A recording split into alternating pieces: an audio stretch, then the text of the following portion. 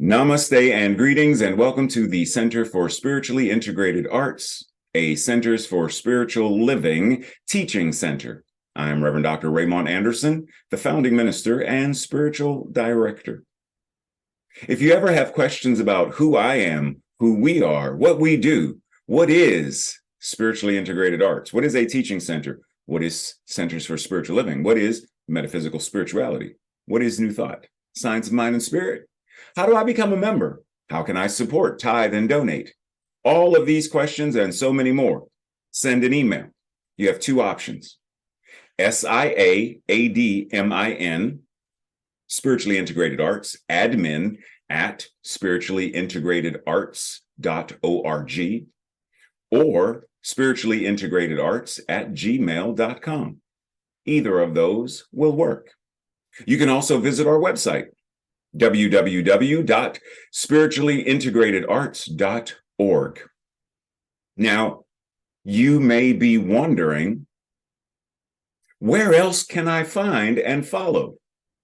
There are several other social media platforms that you can also subscribe and follow. Facebook, Instagram, Twitter, and our YouTube channel, where you can also find all of our Sunday messages and more. I look forward to hearing from you soon. I look forward to you being a part of this beloved community. Because we are a virtual community, it doesn't matter where in the world you are. This can also be your spiritual community, because you can have more than one. Anywhere that you feel supported, anywhere you are spiritually fed is home, is community, is relationship. So I look forward to dialoguing more, conversing more, getting to know you. Much love and appreciation. Live long and prosper. Chat with you soon. Take care.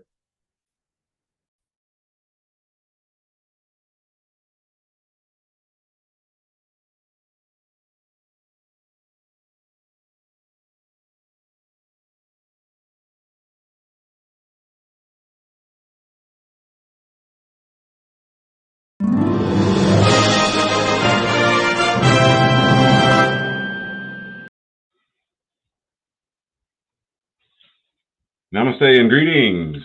August, welcome. This month, join us on the 6th and the 20th as we gather in Zoom for our After Sunday Message Fellowship.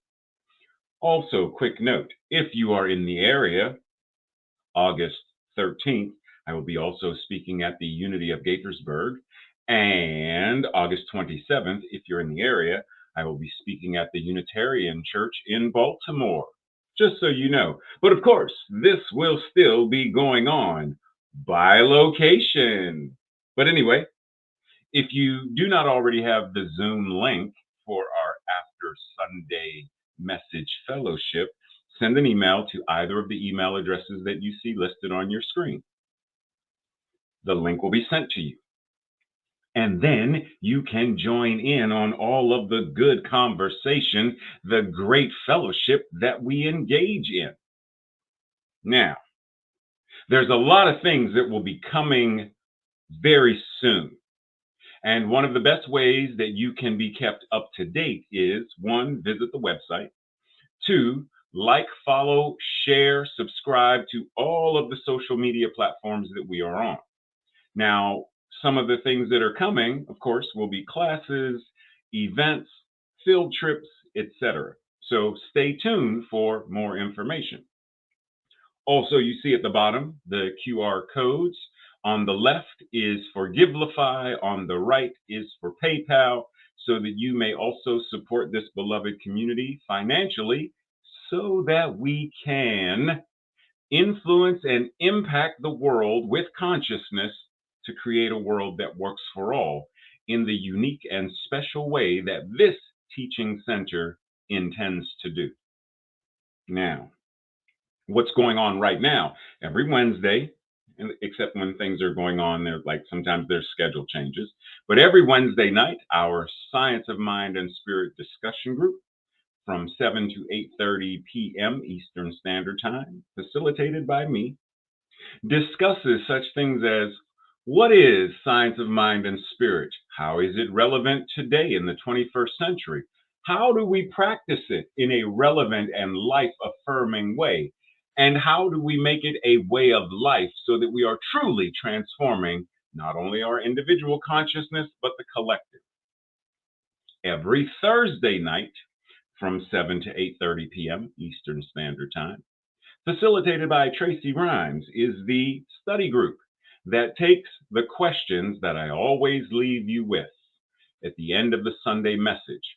This group takes those questions, answers them, discusses them, and extrapolates all kinds of great stuff because we know we do not heal in isolation. We do not heal alone. We heal, we transform, we evolve in community. And this group is doing that work. Now, if you do not currently have the link to either Wednesday night or Thursday night, once again, those two email addresses, send an email and request the link for either or both Wednesday night, Thursday night, and the link will be sent to you. Oh, remember that I mentioned some stuff was coming down the pike soon, like there would be some stuff? Well, this fall, because we are now a fully accredited teaching center within Centers for Spiritual Living, this fall we will begin teaching the accredited classes that CSL offers. No, I was going to tell you what we might be doing, but I'll wait for you to check in. But be aware that if you want to be a practitioner, take some classes to eventually take the specific classes, coursework for prac training. Because we will be offering all kinds of things, everything from foundations to essential earnest to visioning to we'll be offering all kinds of stuff. And we will also be offering non-accredited classes, meaning classes that are specifically geared towards this community, such as acting as a spiritual practice, just as an example. Once again, send an email if you're interested in classes. If there's something specific you want to take, send an email and ask that we offer that. But otherwise, once again, like, follow, subscribe, and share so that others may also become aware of what we are offering.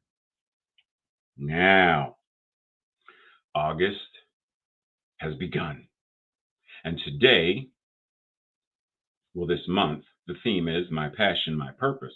And today, we're specifically talking about what it means to awaken to your passion or passions, just saying. Some people are not aware of their passions, and some even dismiss the concept or possibility, believing that they don't have any passions. They don't even have one passion. Perhaps the problem is with the word passion because it has become too overused, too obscure, and too elusive in the manner in which we use it.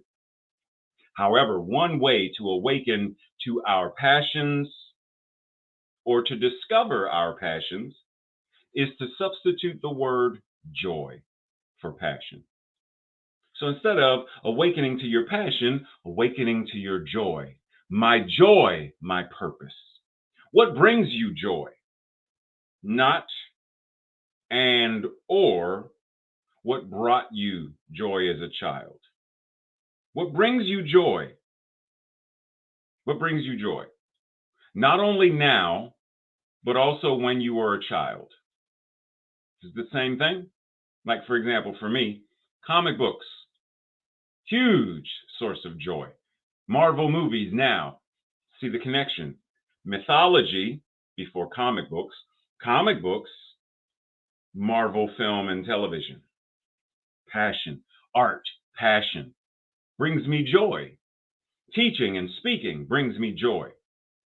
What has brought or currently brings you joy? Because uncovering this or discovering this can reveal something that is even more profound about who and what we are if we are willing to do the uncovering, if we are willing to do the discovering. Breathe. So, simple question is, what ignites your soul?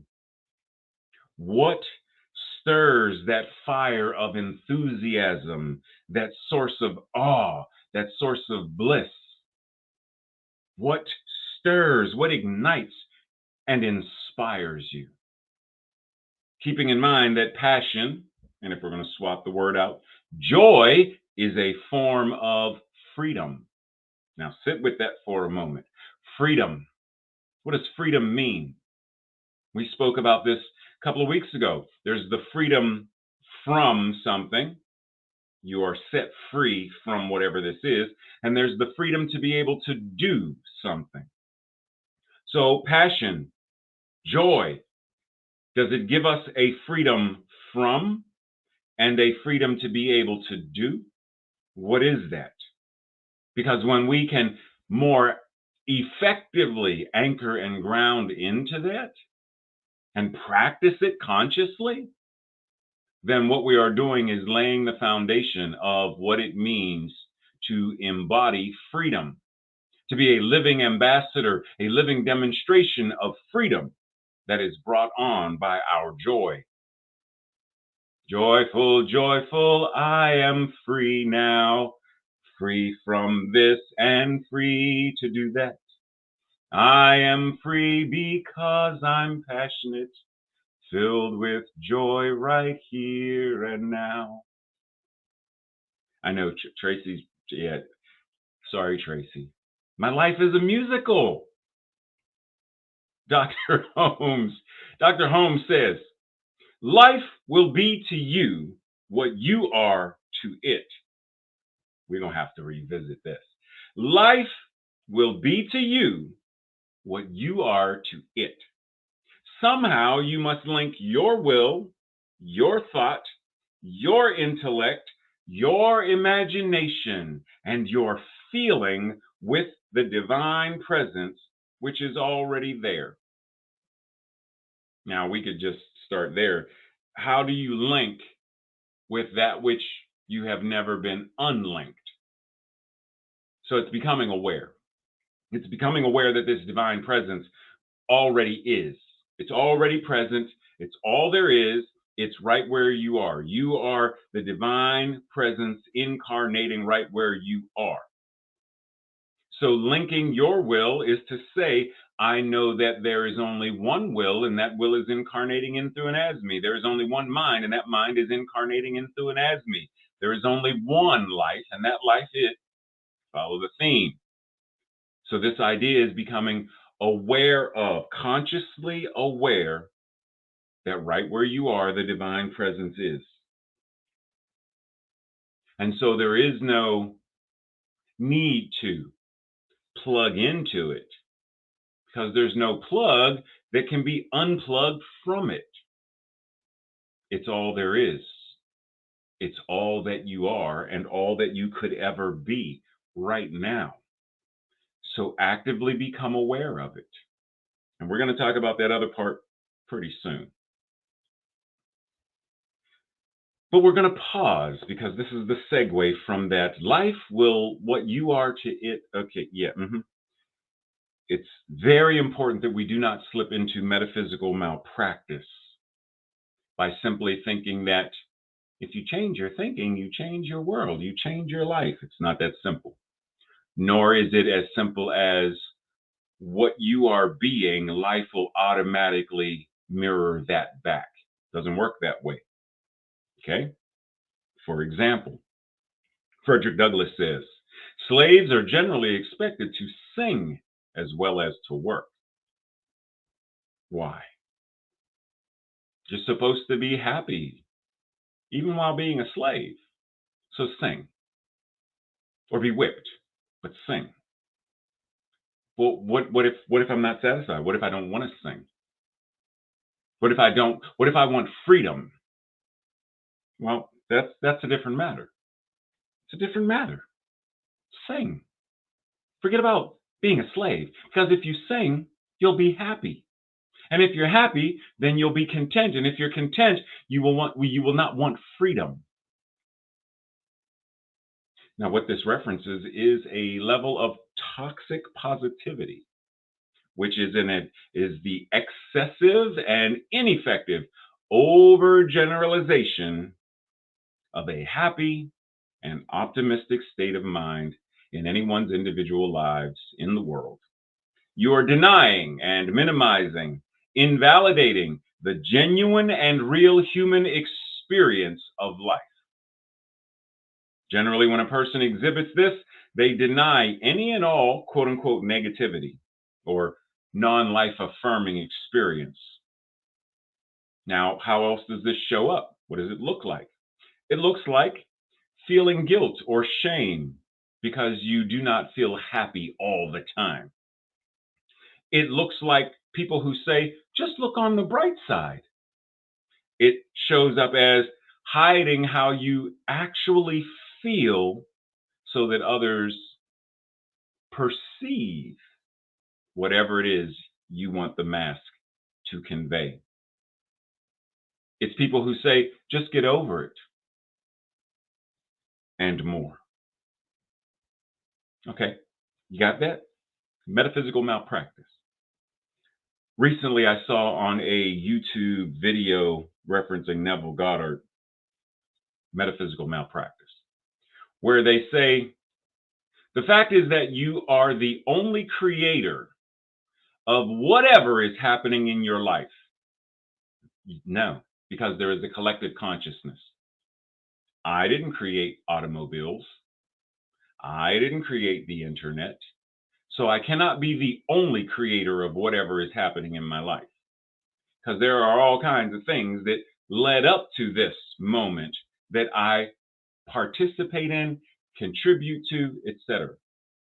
So, not fully accurate. It might be too good to be true, or it might be full of challenges. No matter how your life is today, you are responsible for it. Taking responsibility for your life circumstances is blah, blah, blah. No matter how your life is today, you are responsible for it. Would you say that to them? No matter how your life is today, you are fully responsible for it. No matter how your life is today, no matter how your ancestors' lives were then, you are responsible today. They were responsible then. 100%. Not colonization. They were responsible. You are fully responsible for what has happened to you. Take responsibility for it. Would we tell them that? Or do we understand that they suffered under the consciousness of Hitler and the Nazis so that they didn't create their circumstances? Right? That is, like, we are very clear that, okay, so same thing. Would you tell the Ukrainians, you created this? You are 100% responsible for how your life is. Is that what we would say? Is that being spiritually responsible? Is that being morally and ethically responsible? Or is that metaphysical malpractice? Would you tell any number of the family members or those who were shot and killed by police violence? You are fully responsible for everything that goes on, everything that is happening in your life today. Take responsibility for it. It's irresponsible to tell someone that when we understand that we also exist within a collective consciousness. And the collective consciousness has all kinds racism, homophonia, and all kinds of xenophobia, xenomesia, all kinds of things, poverty, toxic capitalism, toxic patriarchy, all kinds of things. So, do you tell the person who was raped or molested, you are fully responsible for everything that you experience in your life? What? So you blame and shame the victim? Well, see, Ray, that's the problem. You shouldn't even have the word victim in your consciousness, because the moment you do that, you've made them a tomato. Remember that toxic positivity? See, when we take things like, yeah, victim, and don't be against anything, be for, because if you can show me enough people who are for, then it's not that simplistic. So it's time that we get real about this practice. It's time that we get real about what we are doing and why we are doing it and how we are doing it. So let's go back to what Dr. Holmes said. However, we're going to do a remix of it. Life will be to you what you are to it, and then the rest. Okay, I got you. But the remix. Life will be a reflection of the collective consciousness, which includes your individual consciousness.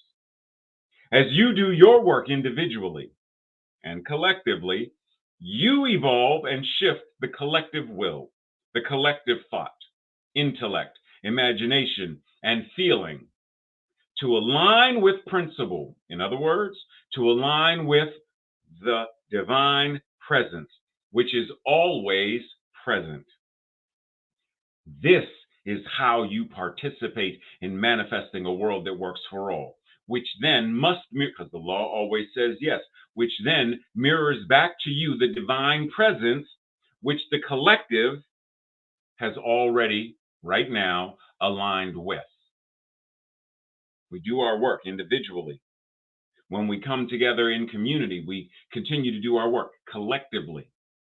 And when we go out, we continue collectively to be, to do, to show up as, to shift consciousness, not to shy away from, not to be the best kept secret, but to live out loud, to live boldly, to do our healing work moment by moment, conversation by conversation, to eradicate the collective consciousness that is hurting, harming, terrorizing people.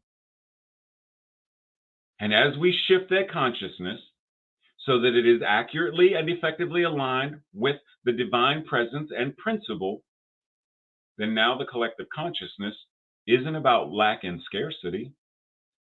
It's about abundance and prosperity. So that those who live in a food desert, it's now an oasis, if anything. Or we remove the desert altogether and they are in the Garden of Eden where they have healthy, nutritious foods, fresh, clean water, etc. But the collective consciousness has to change. It's like what's going on with the strike with the Screen Actors Guild and the writers, etc., with the CEOs of the company. They're operating on a very collective consciousness paradigm of the Hollywood plantation. And that is what's causing the harm. So the people strike to bring attention to the collective consciousness so that that can be deconstructed, so that that can be destroyed, and a new consciousness put in its place where it benefits the collective, not just the individual. You have how many billions of dollars? They don't have enough money to eat. You have more than enough. They just got a 25-cent check for some residual thing that 10 years ago. That's not enough to live on. How do you have $15 billion?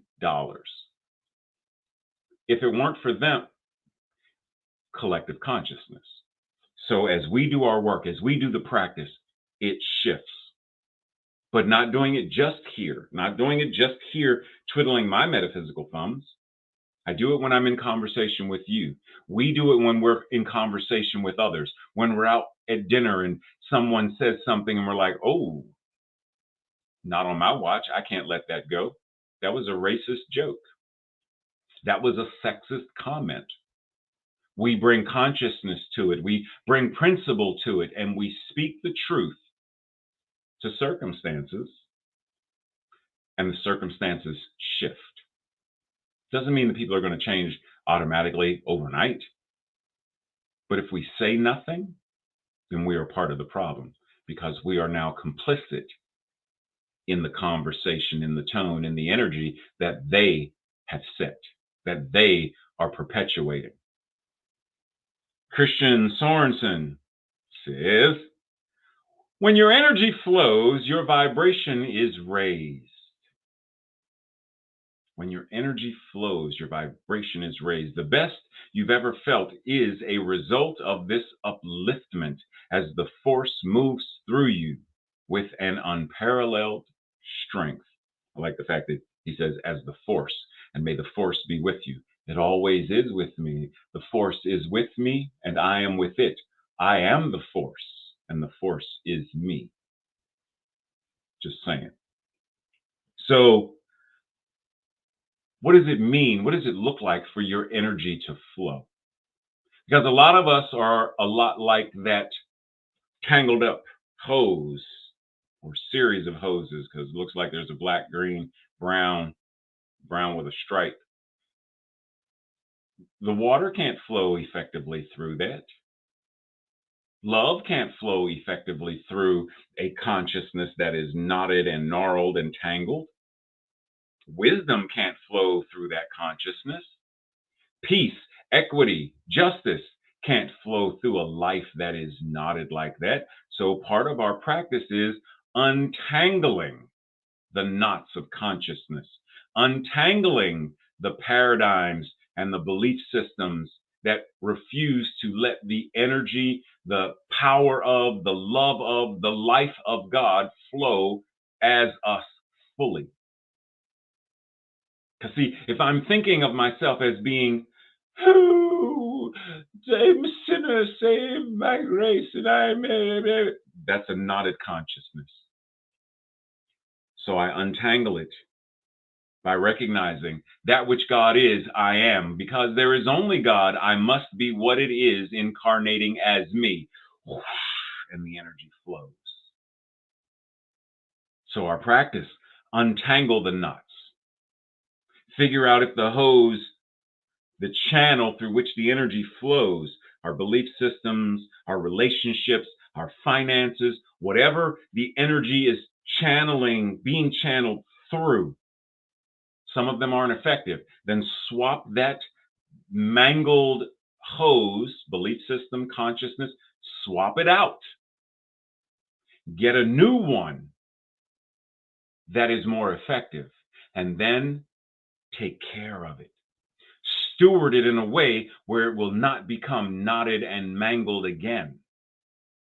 That's what these other two images are, the one in the middle and the blue one on the left. Effective stewardship of the very things that your energy flows through. Your financial energy, what does the hose look like? Your relationship energy, the flow of, what does the hose look like? Your self-esteem, what does the hose look like? Your self-care, what does the hose look like?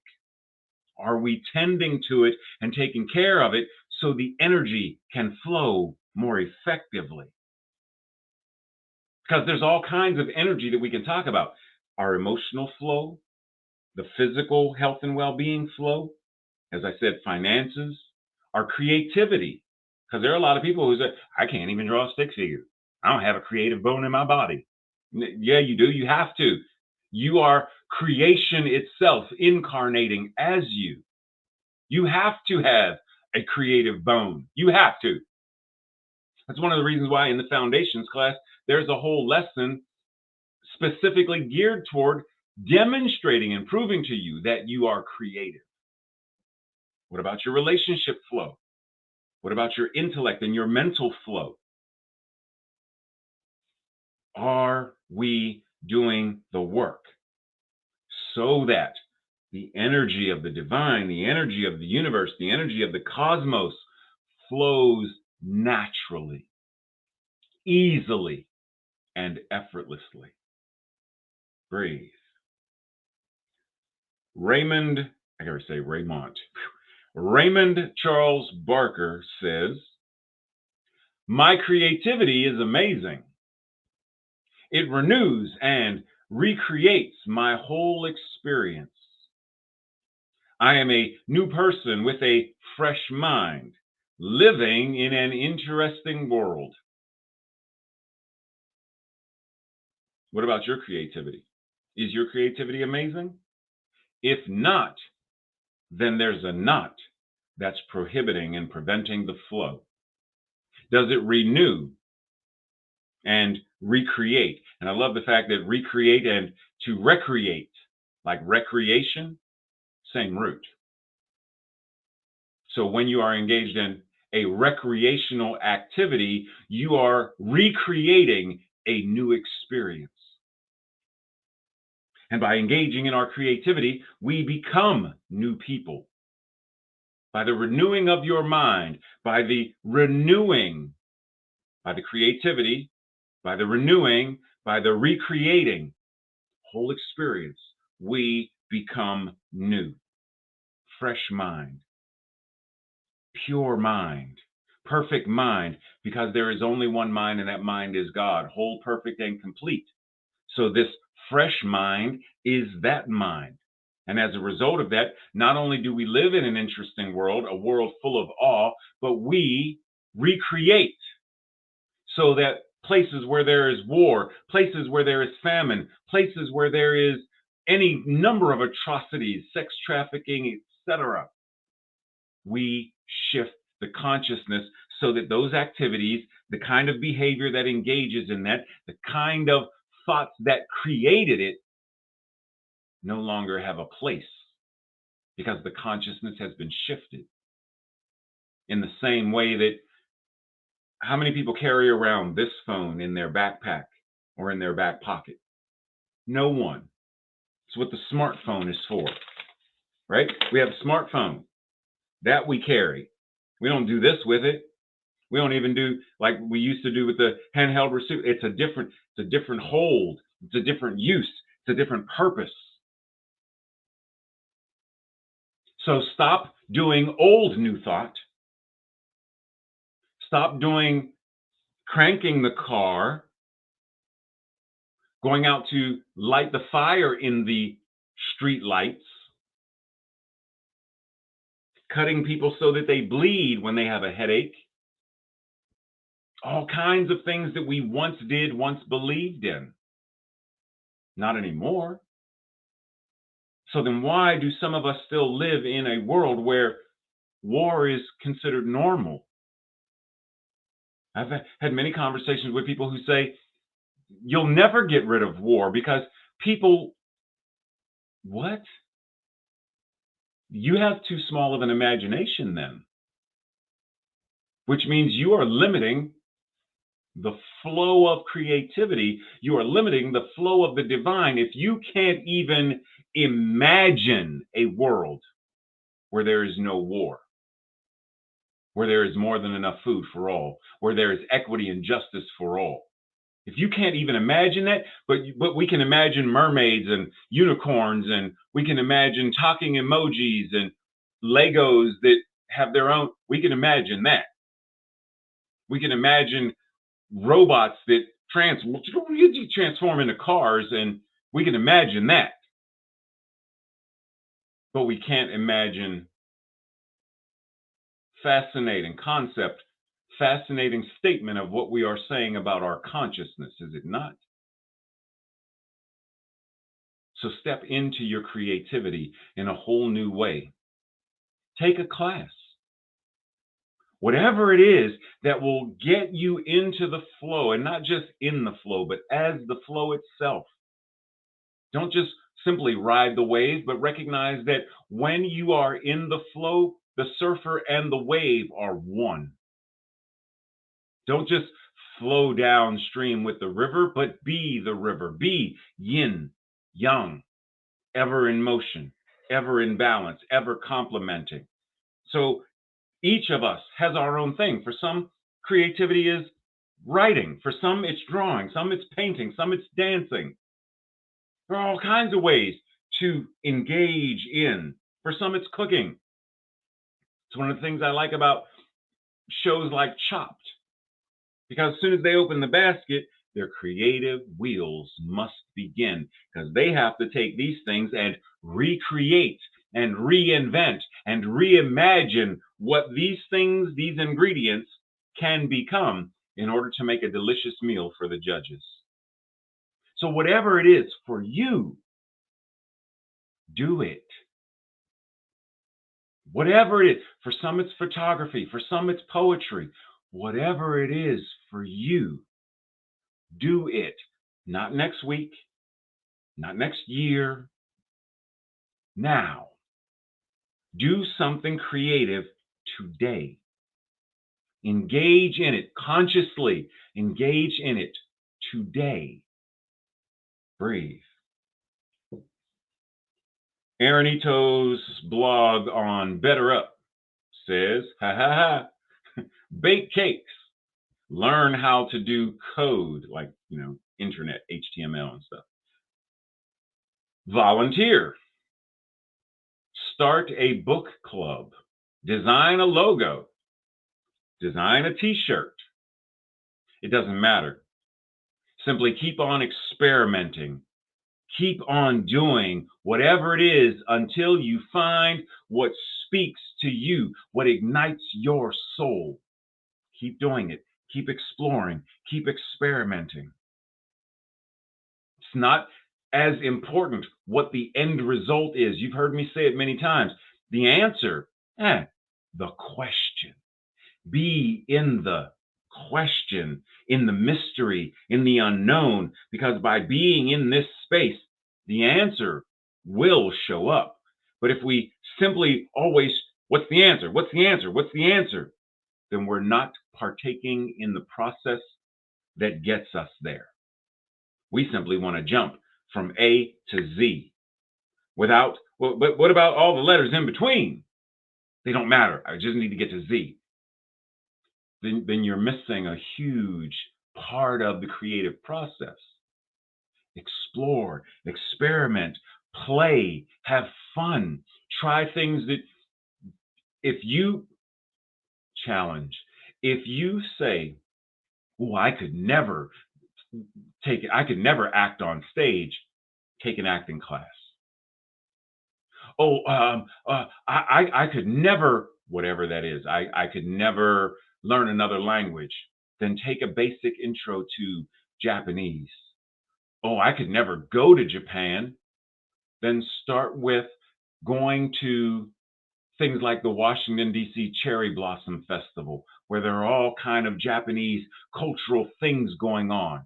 If there's a particular museum exhibit or event at, say, a museum in New York City where they're focusing on Japanese art and culture, go. You don't have to get on a plane and go to Japan to engage in Japanese culture. There are Japanese restaurants.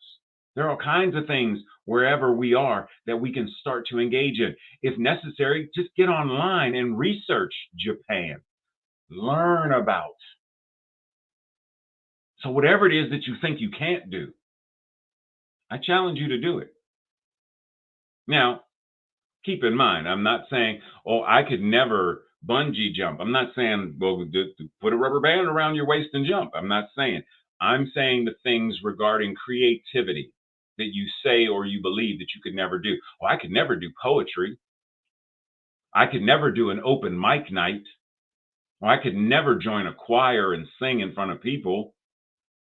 I could never take photos and have an art exhibit or a photo exhibit. I could never publish a book. I'm saying things like that. Push yourself, challenge yourself. Breathe. It's not my work, it's my passion. I love this phrase, but it's also important for us to keep in mind that this is speaking from a place of privilege. Two kinds or two levels. There are some people who work to stay alive. They work 5 jobs and they're not necessarily passionate about any of them. But they have to, because of the current structure, the current systemic system, the current collective consciousness, they're working to stay alive. Okay? So once again, we change the system to then give them the economic, the financial, the creative freedom to do work that they are passionate about, so that this statement, this affirmation is now true for them. That's 1. 2, keep in mind that there are many people who can't work for a variety of reasons. The system is set up in such a way that certain disabled people can't work.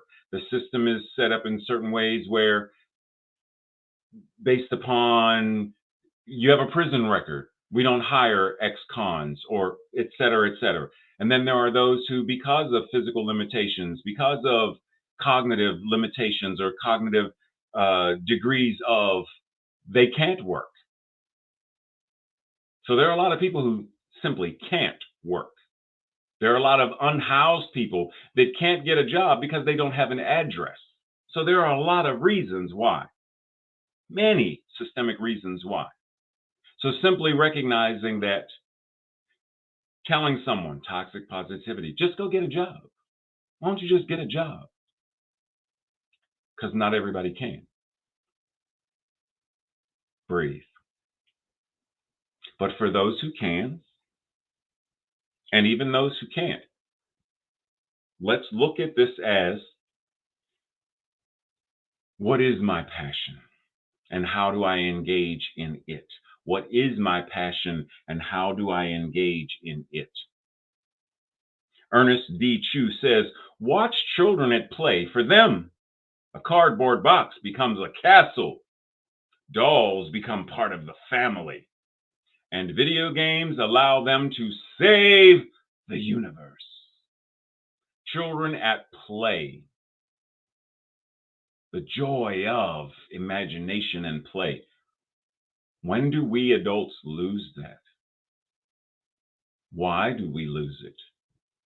How do we reclaim it? How do we reclaim the ability to be so imaginative and playful that we can have joy, smile with some of the simplest things? A cardboard box, a napkin, a straw, a hand puppet. I'm not talking to you right now, I'm talking to them, so go somewhere. Thank you. Just to have fun, just to play. Find it for yourself. Imagine, have fun. You're still a child. You're still someone's child. Even though both my parents have made their transition, I'm still their child.